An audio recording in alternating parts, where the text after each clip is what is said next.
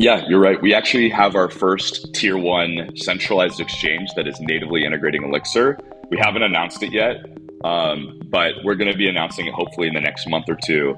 But yeah, a household name centralized exchange that you guys all know is natively integrating Elixir to where you'll be able to, like when you're trading in the interface, you'll see a supply button. You can actually supply liquidity there. And there's a lot of other big use cases that we're going to be announcing. For example, there's like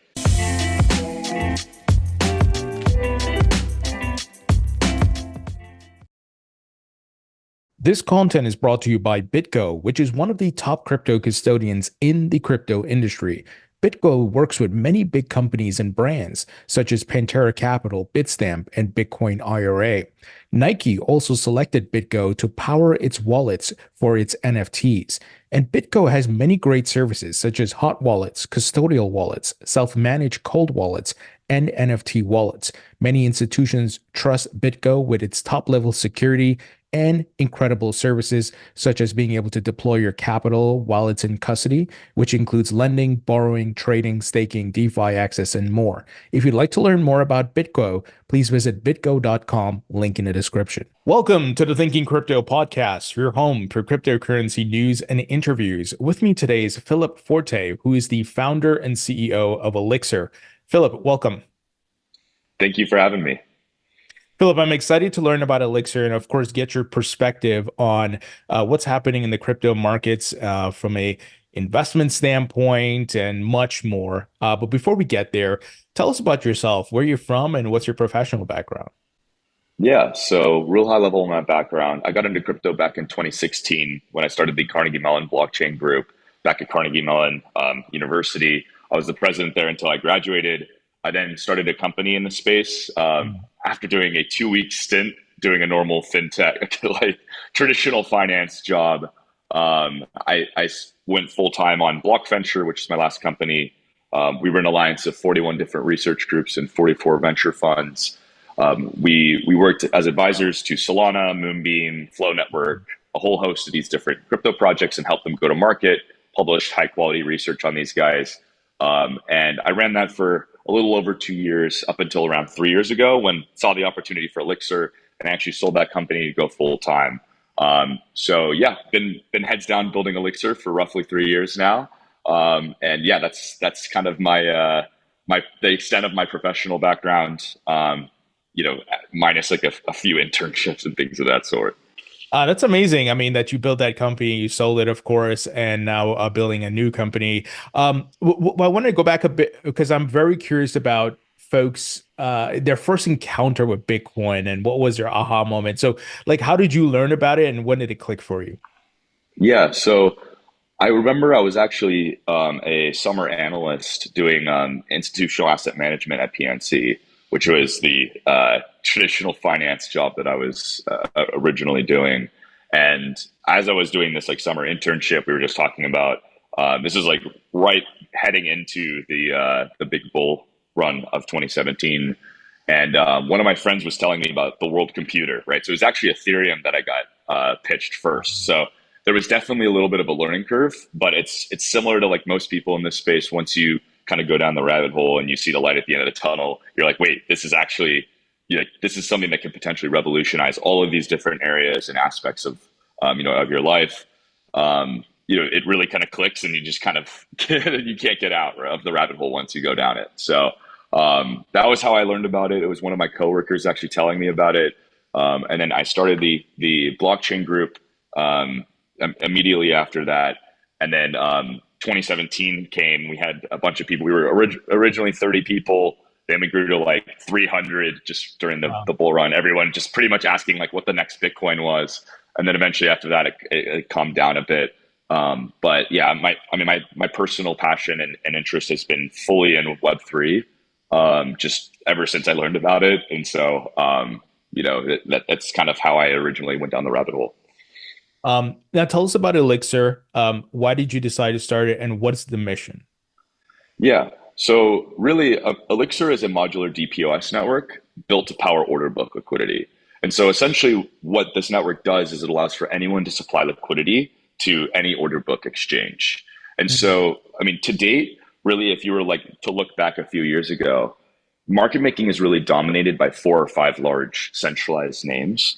And the issue with that is that if you're an order book based exchange, there is no way to attract retail capital to your books, right? Like if you just have to go through one of these big names and you have to pay one of these guys to try to put liquidity on the books. And it makes it very difficult for order book exchanges to get good liquidity, add new markets, and actually get like a diverse array of parties who are actually supplying liquidity as compared to an AMM, right? And AMMs have billions of dollars of liquidity, but it's because it's super easy for people to supply and incentivize that liquidity. And so Elixir actually has over 30 exchanges that are launching native features of their exchange that they're offering to their end users, right? Allowing for people to supply liquidity to the order books, but it's all powered by our network on the back end.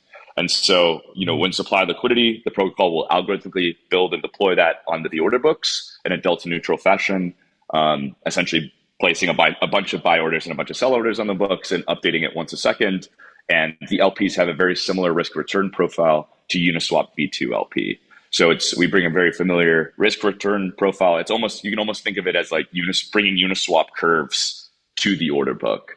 And so we have native integrations already live with Vertex, RabbitX, and Bluefin. Each of these, we power more than half of the order book liquidity on the exchange. And so if you go to any of those exchanges and you make an order, chances are you're trading against Elixir on the back end. And you'll be doing that through the actual exchange that you're trading on. And we have native integrations lined up with DYDX, Hyperliquid, a whole host of different exchanges, right? We have like Avo, Orderly, which are going live the next couple of weeks, and a whole host of others. So main takeaway is that we allow for these exchanges to attract a whole host of liquidity from their communities themselves to their order books without having to and just essentially paying out a share of their existing rewards that they're already paying, right? Like they're already paying out a certain percentage as a part of the long-term liquidity provider incentive program, but now their communities can actually earn this and supply liquidity to their order books. So correct me if I'm wrong here, because I want to make sure the audience grasp this. For those who don't understand order books and how this all works, like market makers and so forth, you're democratizing order books essentially, or decentralizing, if I'm categorizing that right, where almost anyone can participate. Yep, exactly right. Yeah. So if you think about most exchanges that people who are listening to this trade on, it's probably an order book exchange, right? Most exchanges are order book based. The exceptions are the AMM ones, and those are actually moving towards order books. There's actually a few tier one AMMs that you guys definitely know that are moving to order books powered by Elixir, and because Elixir is able to make it to where users can just supply liquidity normally on the AMM, but it's actually an order book on the back end.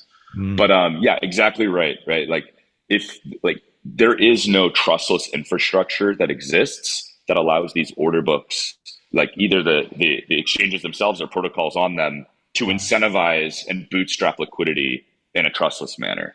And so that is Elixir, right? And that's the problem we're looking to solve. So let's do a mock scenario. Let's say I'm the average Joe listening. I've got some crypto holdings.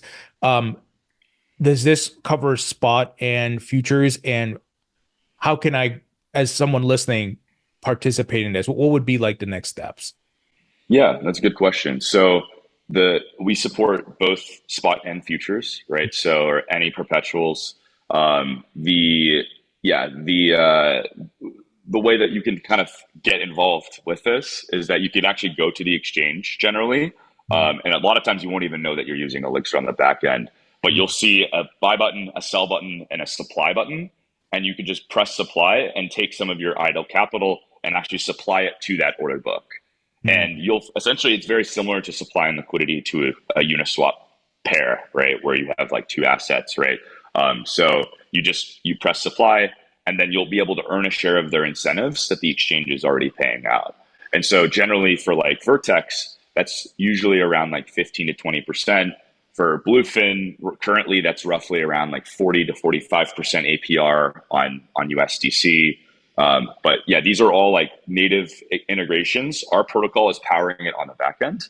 And then the big kind of other update is that we have our apothecary live, which is essentially so Elixir. Everything is like potions and alchemy themed for us. But we have our apothecary live, which is essentially our version of a points program, and it's going to be running up until August when we're going to be launching our mainnet of our network. And so you can actually go and supply liquidity to this we have ELX ETH, which is a cross-chain liquidity provider token, and you can just supply liquidity there, and it'll actually route liquidity across these different native integrations and supply it to these leading order book exchanges, and you'll be able to earn the incentives from all these different exchanges. And so that's all available to do on elixir.xyz, which is our website.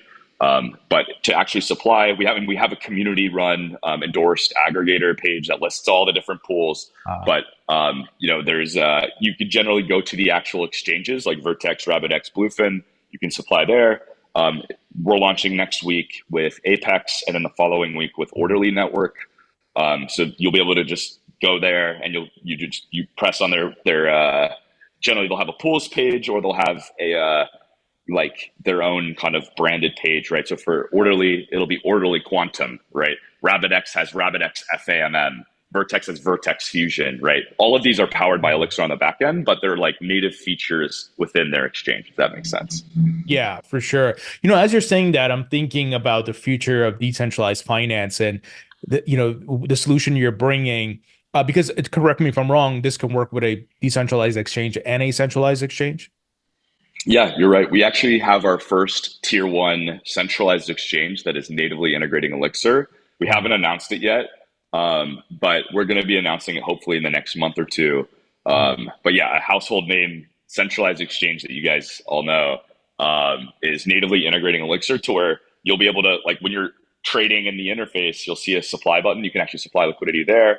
And there's a lot of other big use cases that we're going to be announcing. For example, there's like stable coins. I don't know if like you guys have heard of like Athena, right? But there's use cases like that are going to be announced in the coming weeks that our network will power, because we have 14,000 validators that are securing this modular blockchain that's built for this purpose, right? It's like these HFT use cases. So this could support centralized exchanges, and then in the future it'll support stable coins, like algorithmic stable coins. And so definitely I'd follow the Twitter, and we're going to be announcing some big stuff in the coming weeks. That's exciting. Yeah, I'm very curious as to who that tier one centralized exchange is. No comment.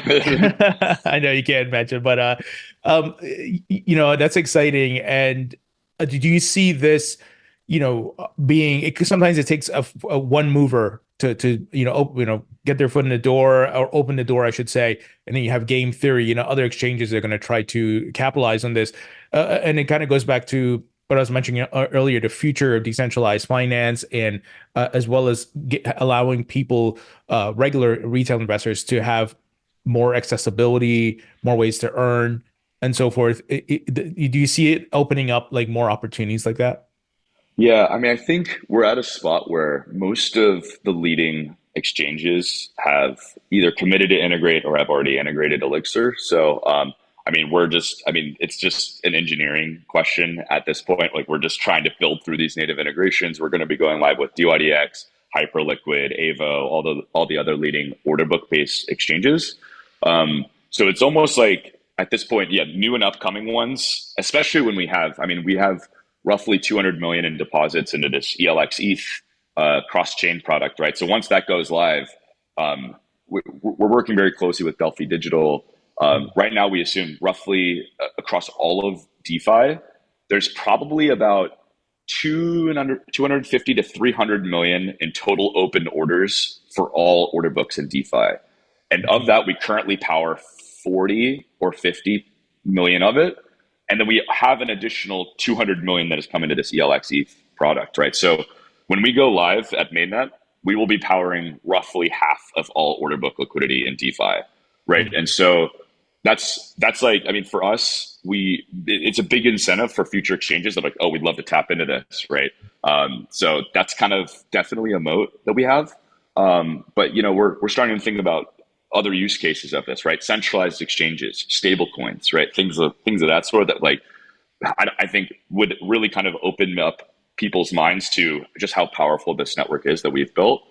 So yeah, we definitely, I mean, our bread and butter is order book based exchanges.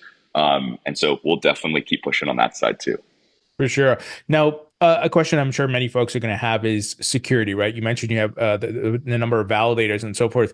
What else are you doing from a security standpoint to make sure this is, the T's are crossed, the I's are dotted, and so forth? Yeah, so we got an audit from Trail of Bits roughly. I mean, what that was a few months back, and so they completed their audit. We have an ongoing bug bounty program. With respect to upcoming audits, we have another Trail of Bits audit that we're going to be doing. We have a quant stamp audit that we're in the process of kicking off. So yeah, security is definitely a large priority for us. The actual mechanism that our protocol uses is we have a DPoS network that has fraud proofs posted to Ethereum mainnet. And so the way that it works, right, just at the super highest level, say we have 14,000 validators. Of those, a top subset actually participate in consensus, right? So the final number we're finalizing right now, actually, but say it's 100. If one of those 100 says something different from the others, it gets jailed. It falls out of the validator set. Another of the 14,000 gets subbed in, right? And then there's an on-chain fraud proof that is posted that slashes that malicious validator. And so that's like the high level. And then that whole process happens, pulling the exchange order book data, coming to consensus on an order proposal, cryptographically signing that, sending that to the relay infrastructure, signing within the SGX plus Shamir secret sharing relay, essentially, and then sending that off to the exchanges. That whole thing happens once a second. And so there's a huge amount of data that's coming in, but it's really important, obviously, to make sure that the validators are able to come to consensus and then having everything fully transparent for people, so that they can have the confidence and actually see that, okay, if I supply liquidity on some external exchange, I know it's not just like the Elixir team running around with API keys or whatever, right? So it's Right. super important to have that fully transparent and auditable. Does it matter as far as assets or asset types or blockchain types, or do you support pretty much, it doesn't matter. Whatever is on the exchange, you can support as far as crypto assets. Anything that is on the exchange, right? So the actual supplying, the asset that you'll be supplying to the order books, it really depends on the exchange itself, right? So a lot of these different order book based perpetuals exchanges take USDC, right? You supply USDC, you can open long and short contracts on Ethereum or Bitcoin or whatever. For those pairs, you're supplying just straight USDC. If the exchange takes USDT as collateral, you'll be supplying USDT. For spot markets, you'll actually be supplying 50-50 of the underlying. So yeah, we're able to support any order book market. The Elixir network itself actually is you can't actually bridge funds onto the Elixir network. It's almost like a decentralized consensus engine. And Hmm. so when you supply on Vertex, for example, you press that button, your funds go to a smart contract that lives on Arbitrum in Vertex's case, because Arbitrum Vertex settles to Arbitrum, Right. and then we issue signatures based on the funds held in that smart contract. When you press withdraw, the funds go back.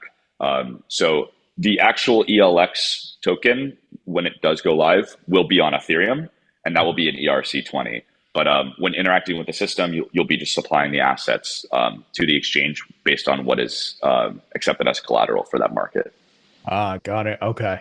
That makes sense. Now you guys got some funding rounds. Can you tell us about that? Yeah, so we just closed our Series B roughly 2 to 3 months ago. So we made that announcement. We raised 8 million at an 800 million network valuation. So we pulled in some strong partners. We're really excited about. We had Maelstrom as well as Miston Labs who co-led that round, and then a bunch of different market makers. We had Arthur Hayes who participated, Maelstrom, sorry, the Miston Labs, and Maelstrom co-led, and then everyone else kind of just piled in. Validators, market makers, strategic kind of other angels who came in with slightly bigger size for the Series B. And so, yeah, we're really excited to have these guys on board. Before that, we closed our Series A about year or so ago. That was around at a 100 million network valuation from Hack VC. And so they led that round and we raised 7.5 million in that round. And then we had a seed round that we closed like 2.5 years ago. That was led by Commonwealth and Falcon X, where we raised at roughly 2.5 million. That was like 2.5 years ago or so. So yeah, that's like kind of the high level history of our fundraising rounds. But yeah, we've onboarded some strong partners who will be great in helping us come to market. Now, as far as I know you mentioned like you got some centralized exchange top tier and so forth coming that you can't announce yet. Are there any large VC firms that you're working with outside of just investments or institutions, can institutions use this solution? I don't mean exchanges, but and I apologize if I'm framing this wrong, but more of like if they're a hedge fund or a venture capital firm. Yeah, so there's a few different parties that we're working with, right? For example, Delphi Digital is one. They're Mm. working with us very closely to do a lot of like risk modeling within the system. Mm. Obviously, we work with like auditing firms. With respect to these bigger institutions, guys like Samsung and Sony, we've talked to a lot of these bigger parties as well around like potentially running a validator and securing the Mm. network. Some of these bigger names are really excited about crypto and looking to move more into it.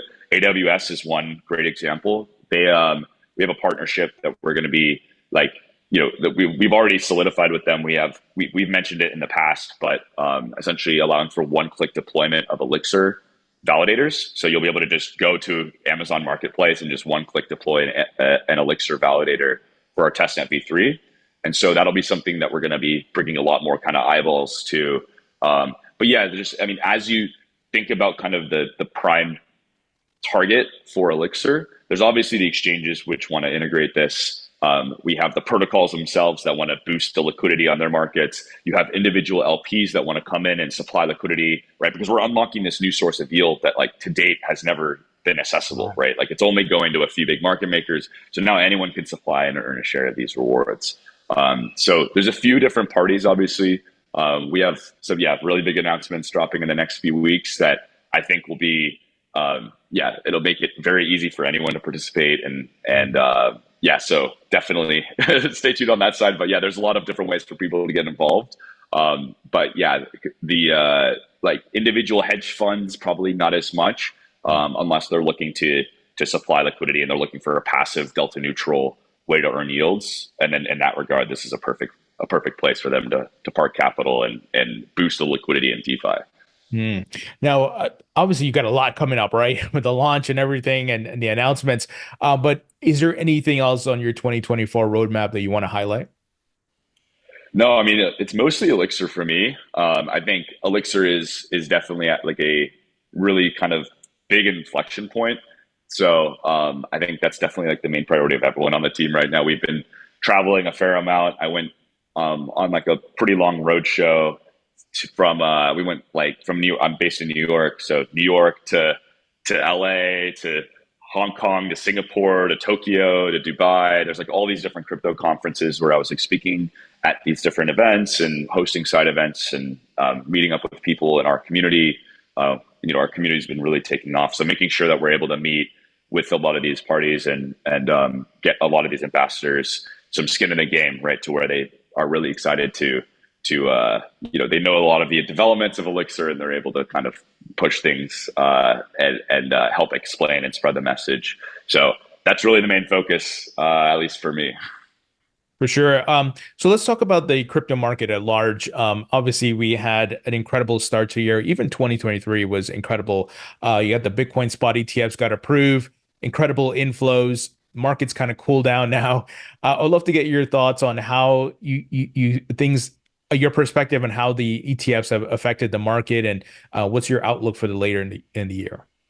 Yeah, I think we're still at a pretty healthy spot, right? We're in the market where obviously the inflows for the Bitcoin ETF have brought in, I think, this level of institutional capital that wasn't previously in crypto, right? So I don't think that was, people were talking about like, oh, the institutions are coming, right? Like, I think they're actually here. but I think it's very different from previous bull markets in that there's not this huge retail presence.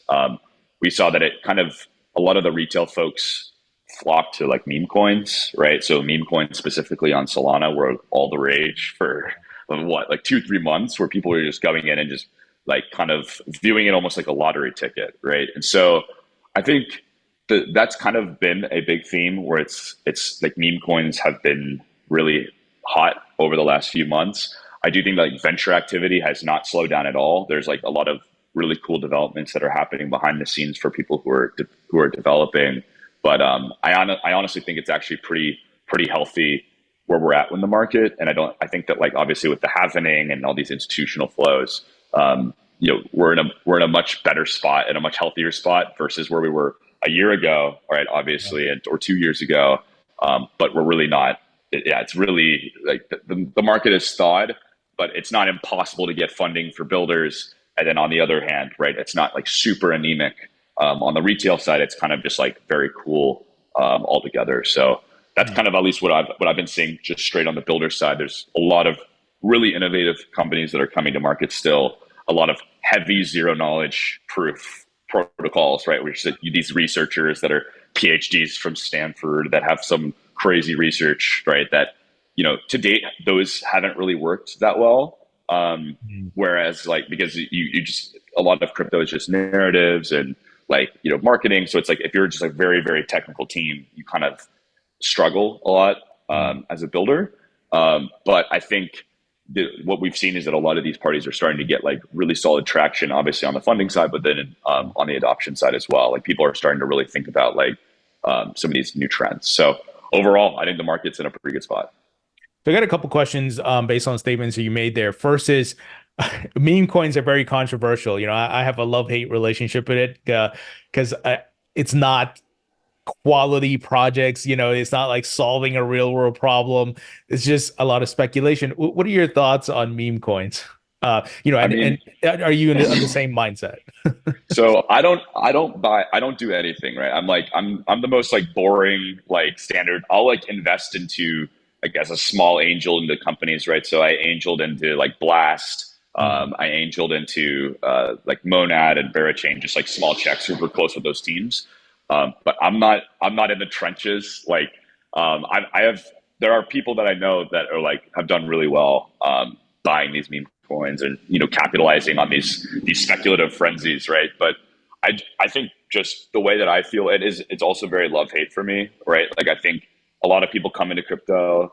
Right. Like they hear about some meme coin and that's how they hear about it. They come in, they buy some meme coin and then, they get rug pulled because it's like some some team that is just like, the whatever they pull out the rug on some Solana and they launch because they launched it like 2 hours ago and they're all anonymous and that's it. Right. So that's like, I do think that like it does, a lot of the use case of crypto has been a speculative frenzy, right? Like anything that's touched speculation in crypto, it's done really well, right? Exchanges have made a lot of money. Wallets have made a lot of money. Stakers have made a lot of money. So if you touch any of those things, you generally do pretty well in crypto if you achieve success. But like we've been trying to find like use cases for crypto that are not like just speculation on like a very obvious like meme. But the thing is, I guess to round it out, is that I don't think it's going away though, right? Like there is always going to be a subset of people like just similar like when I was working at like before I moved all in on crypto, right? Like I was working like a normal job where I was just like in traditional finance and I looked at crypto where I was like, this is kind of like, I looked at this and there's the potential to make outsized gains, right? And there's like potentially like really innovative technology. And so there's a subset of people who will just look at crypto and they'll go the extreme and they'll think it's just a casino, right? And they'll just go in and they just, it's okay. Well, I could put $1,000 on black at the casino, or I could snipe it into a Solana meme coin, right? So I think it's not going away. It's very like kind of love hate for me too. I don't trade them, but I have a lot of friends who do. Yeah, same thing. Now let's talk about those VCs, right? Based on your experience, you have a plethora of experience. I mean, obviously with Block Venture and so forth. How have you seen the VC investments change over the years, going back to let's say 2017? have there been different patterns, anything to call out, or is just the same old like they find good projects, and maybe good tokenomics and so forth? Well, I think VC in crypto is like also a little bit like kind of love hate for me. Obviously, Elixir could not be where it is without venture funding. We have a team like of 15, 16 full-time people, right? It's obviously because we raised funding and we're able to pay everyone like a wage, right? So it's like it's needed. That being said, right, like the way that venture operators kind of think about the crypto space is everything is comparable based because no one knows how to value anything, right? So everyone just says if you launch a layer one and you're raising for your seed round for your layer one and you say, oh well, like Solana is, if we just get to 1/100th of Solana, we're worth 1,000x where you are now. All the investors think the same way, right? So it's all about kind of following the pack, and a lot of times they just follow the herd, right? True 0 to 1 innovative things actually don't get very much love from VCs. Like I think there are a lot of like really successful launches that have happened in the last year where like the VCs have kind of been very much like hit or miss on because it's been very 0 to 1. They can't really compare it to anything, so they go, oh, like probably I don't know, it's probably just a pass for me, right? But like a new copy paste layer one that's backed by Paradigm, right? Every especially if it's at like anything sub 500 million, it's just people are going to pile in because they can just say, oh, it's backed by Paradigm and it's going to go there, right? So there is, yeah, VC investment is super important, but yeah, I think there has been that being said, there have been a lot of like really great innovation that we've seen just across the space, and I think venture funds have gone, I think, to some really strong builders. So I'm really excited to see that. Obviously, Elixir did our Series B. We've there's like Monad who did a huge mega round. We had like Eigenlayer obviously did like a huge round before their launch. Like the launch itself, I think there's a lot of hate around how they did their airdrop and stuff. But overall, it's exciting to see that funds are getting in the hands of good builders. For sure. So Philip, I want to get your perspective as a builder, as an entrepreneur, and especially being in the United States, there is still a lot of uncertainty. Congress has not passed regulations, and you got the SEC, which is acting like a rogue, runaway regulator essentially. And there's a lot of things happening in the courts and battling. But I love that the crypto industry is fighting back and winning some of these cases. I'd love to get your thoughts, especially from a perspective of a builder. Yeah, I mean, I think it's you have to try to play you have to play by the rules, right? At the end of the day, you have to like if you're taking unaccredited retail investment as a pre-launch company in the US, like you're going to have a bad time. You have to play by the rules generally.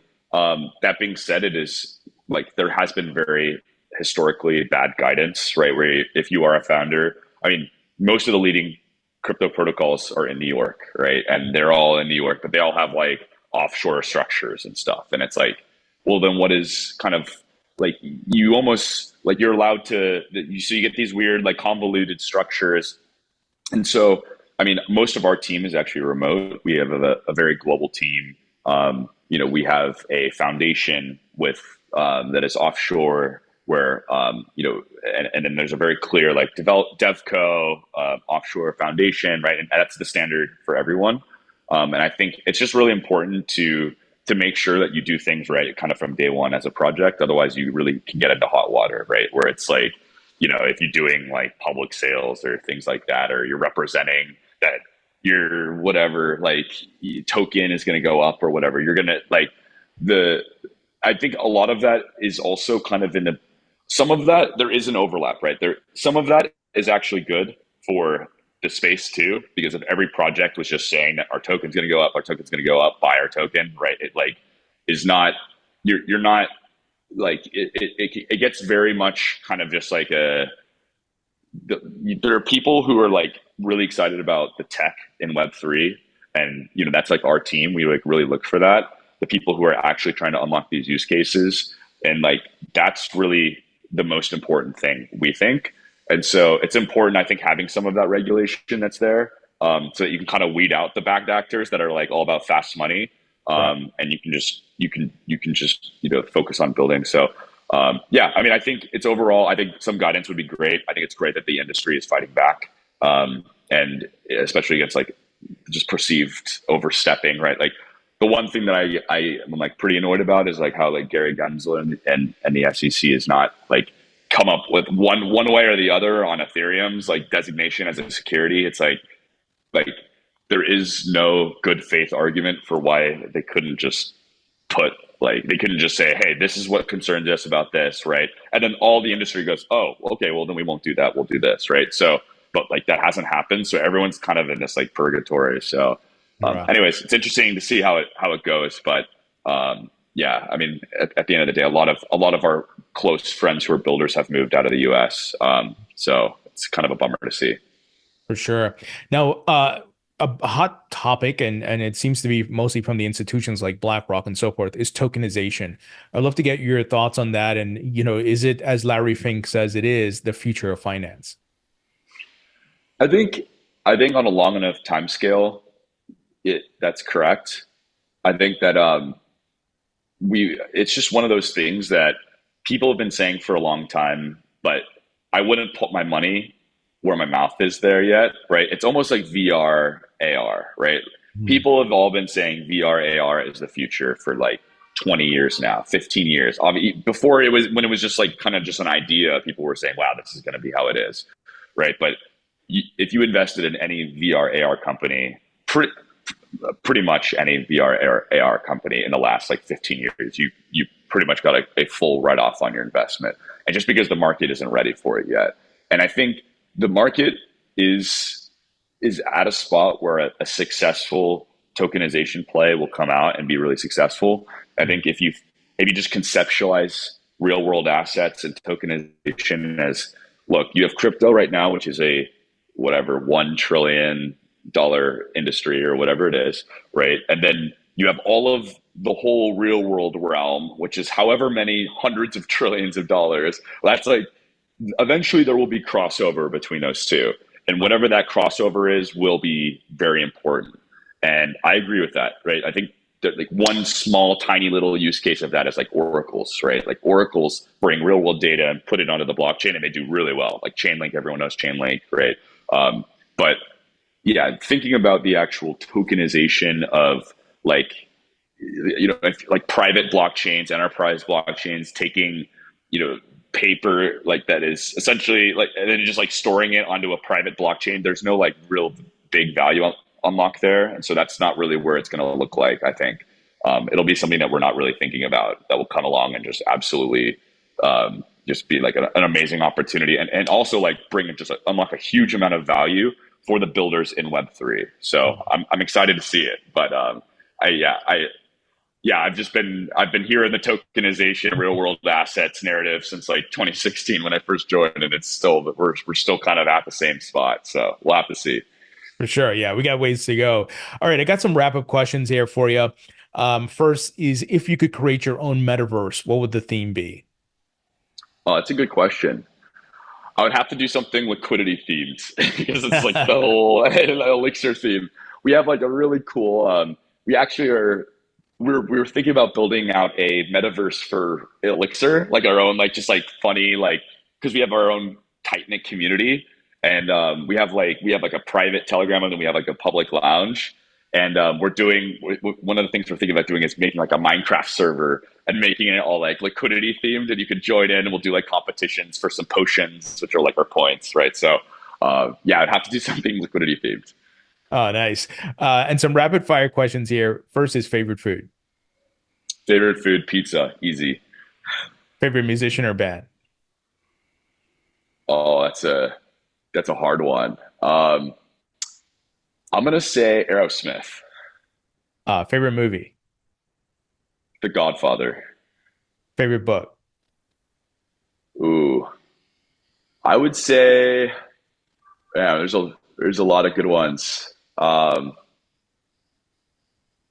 Man, that's a hard one.